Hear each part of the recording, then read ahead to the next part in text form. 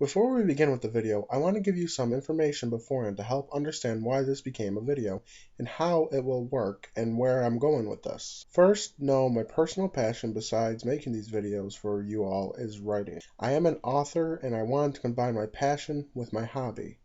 I know this video may be strange to you and may not be wanted by many, but please give it a chance. You may end up liking it. This isn't going to be like a normal video.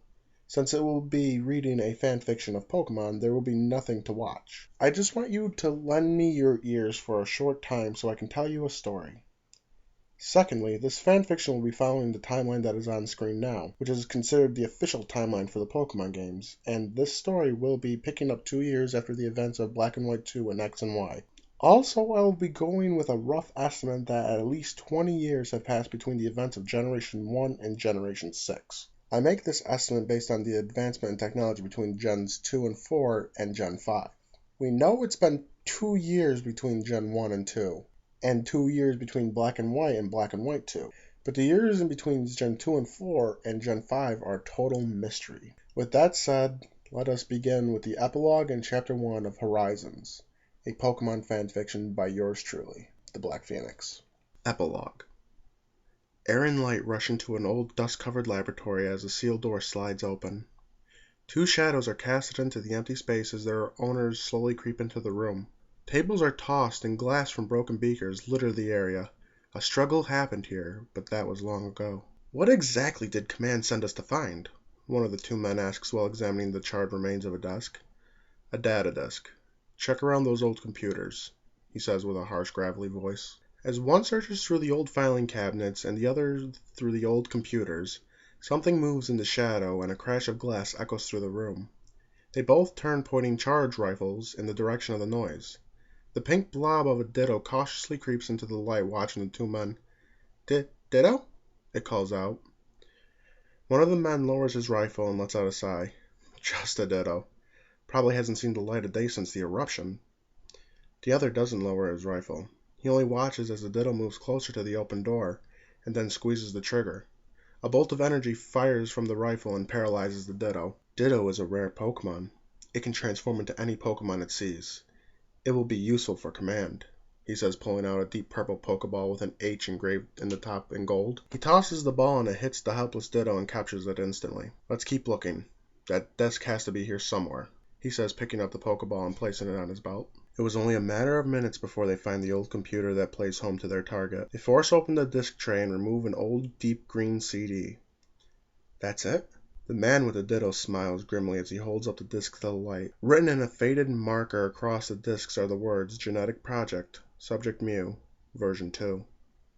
Oh yeah, this is it, he says, placing the disk in a pocket on his vest. Mark this place for cleanup. We need to get this back to Command. Chapter 1. Ambitions. A cool summer breeze blows through the Fuchsia City Pokemon Reserve.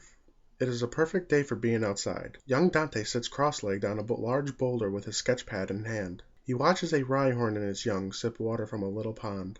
He eyes their body shape and gracefully draws both mother and child. He has been drawing Pokemon all his life. It was only recently he realized he could make a little money doing what he loves. The cool breeze blows through Dante's deep brown, almost black hair, and ruffles through the sketchbook, blowing the pages. He lets out a sigh and looks at his sleeping Turtwig. He has had him since he was a 10-year-old boy in the Sinnoh region, though he never went on a trainer's journey, instead choosing to treat his Pokemon more as a pet than a battle partner. What do you think, pal? Should we call it a day? I feel like a storm might be blowing in, Dante asks, looking at the distant clouds. Turtwig looks up at him and lets out a light yawn. He says, nodding. Dante slides off the boulder and lands beside his Pokemon. He puts his sketchpad back into his satchel and begins heading towards the entrance. What used to be the Kanto Safari Zone has now become a reserve for any Pokemon that wishes to call it their home. Catching Pokemon in this area is now forbidden, though it has become a tourist attraction for many wishing to see the rare Pokemon the Kanto region has to offer. Dante enters the reception area for the reserve and is greeted by his mother Victoria, who is the head caretaker of the Safari Reserve. Hey honey, leaving early today? She asks with a smile. He nods and looks back at the door. Storm's rolling in. Be here in an hour or so. Won't be able to finish this drawing in time. Victoria nods, looking out the door as well and at the sky. Who are you drawing today? That Rhyhorn and her newborn. The drawings of the baby's Selfast, he says, pulling out his sketchbook and showing it to her. She flips to the sketch he is talking about and looks at the half-done pencil drawing. This one is very good, Dante. Maybe we will make a few prints of it. Dante smiles, and his mother hands the book back to him. Oh, Dante, before you go, your father called and asked if you could bring the Pokédex to Pallet Town and have it updated. He forgot to bring it with him when he left for work this morning. Yeah, sure, Mom. Once I drop off the stuff at home, I'll get right on it, he says happily. The walk home isn't far for Dante. Only living a few blocks from the Safari Reserve, he looks down at Turtwig, who still remains at his side. So do you want to come with me on the train to Pallet? Dante asks. Turtwig looks up and nods with a pleasant look on his face. Turtwig, he calls out. By the time they reach their home, the storm Dante predicted is starting to roll in and the clear summer sky is turning dark. Once inside, he empties his satchel and finds his old Pokédex on top of his father's dresser. Since he never went on his journey, the Pokédex collected dust until his father realized he could use it on his work for prehistoric Pokémon. Dante didn't care. He was just happy to see it getting used. He stops in his room before heading out. On a top shelf of a bookcase in the corner of his room rests an old Pokeball, Turtwig's Pokeball. He has only used it a few times when Turtwig was sick to bring him to the Pokemon Center, but he never carried Turtwig in the ball, preferring to have him roam free. He reaches up and takes a hold of it, hoping he won't have to use it on this short trip.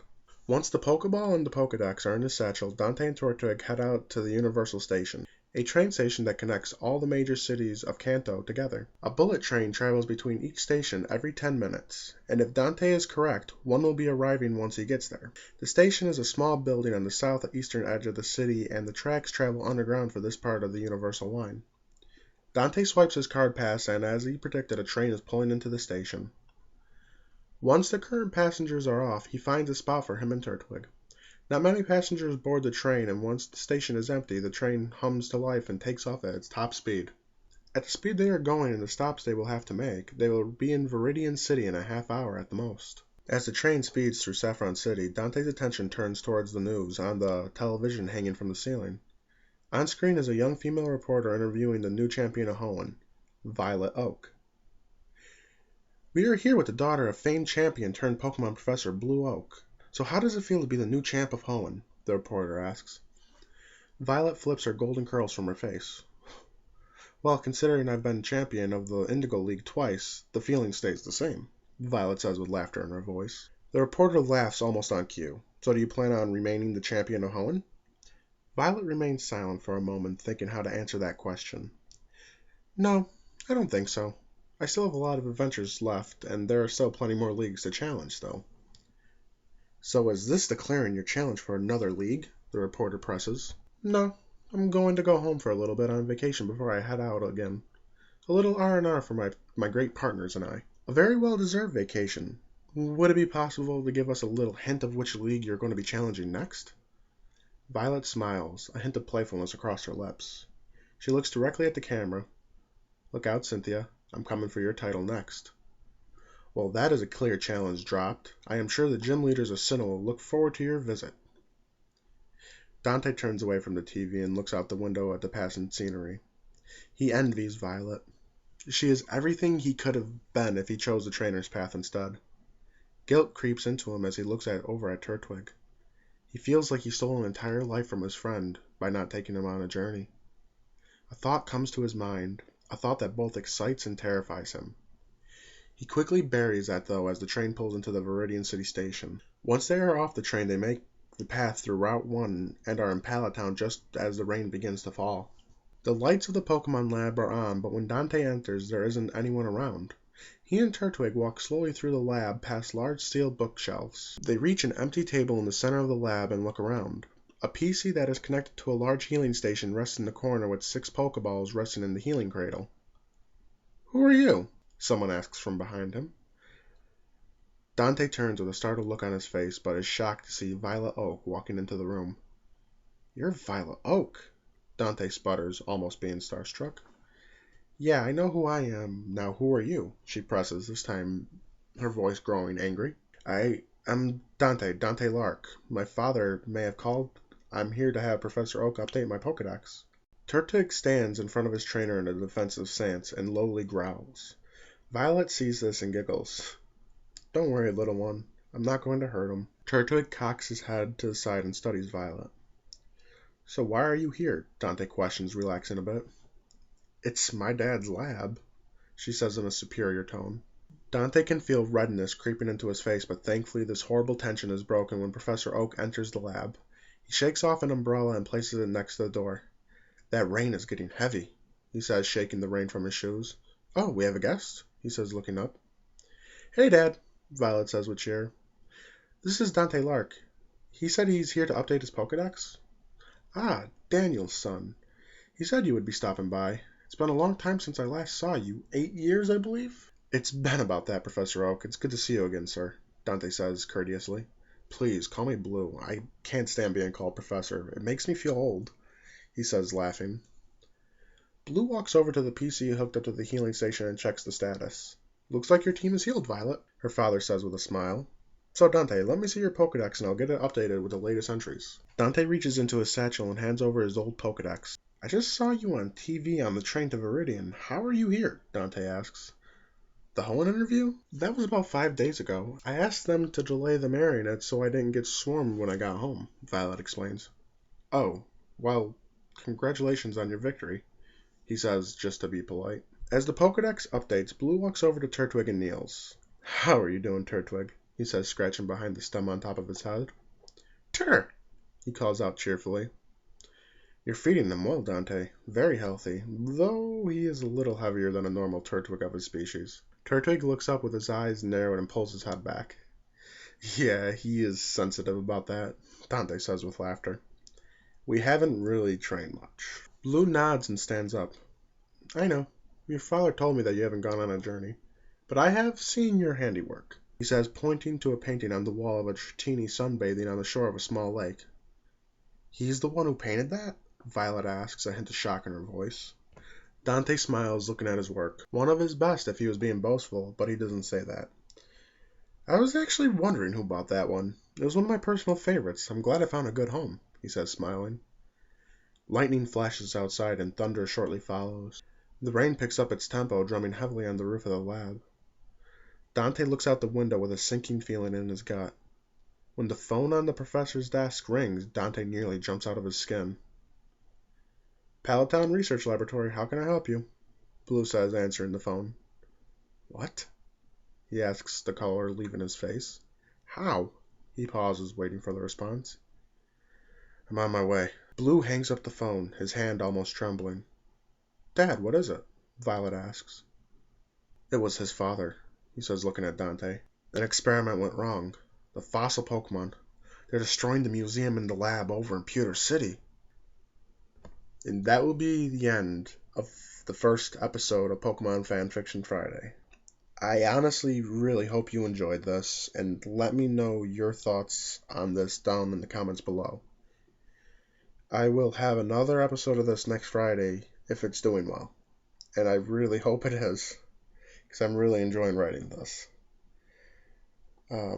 Yeah, like and share the video. I really implore you to share this one around. I want this one to get around a lot because it's my passion, and combining my passion with my hobby, it's a dream, really. And I ask you to help make this dream come true. Please share this video around and let me know what you think about this, about how I'm doing with this. Let me know critiques, anything down below.